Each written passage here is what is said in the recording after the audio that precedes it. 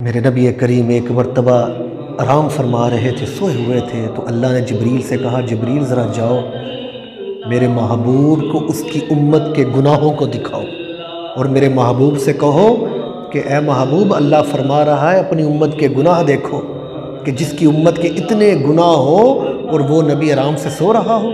जिब्राईल गए, हुजूर को उठाया, हुजूर से कहा या रसूलल्लाह आए, हुजूर को लेकर गए और जाकर अपनी उम्मत के गुनाह दिखाए। हुजूर की उम्मत के जब गुनाह देखे तो जिब्राईल कहने लगे, या रसूलल्लाह, अल्लाह फरमा रहा है कि जिसकी उम्मत के इतने गुनाह हो और वो नबी आराम कर रहा हो। तो हुजूर अर्ज़ करने लगे, हुजूर ने फरमाया, जिब्रील रब से पूछो इनकी कैसे माफ़ी होगी।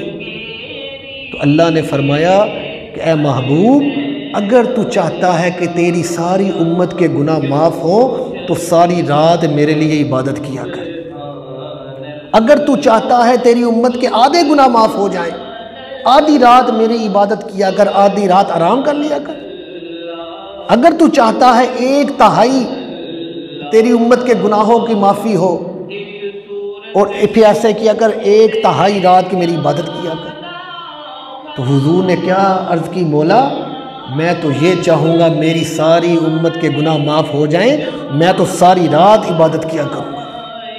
तो हुजूर रोज़ाना रात सारी रात इबादत करते थे रब की। कभी क़याम में खड़े रहते थे सारी रात, कभी रुकू में खड़े रहते थे सारी रात, सजदों में रहते थे सारी रात। किस लिए?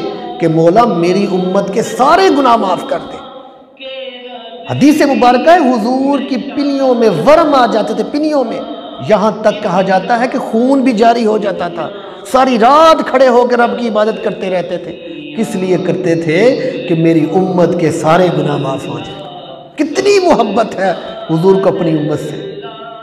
तब हुजूर का मेराज, यहाँ से मेराज जो है था वो शुरू होना था कि जो ये मेराज है, जब हुजूर इतनी इबादत करते थे, इतनी करने लग गए थे, तब अल्लाह तबारक व तआला ने अपने नबी को मेराज कराया था।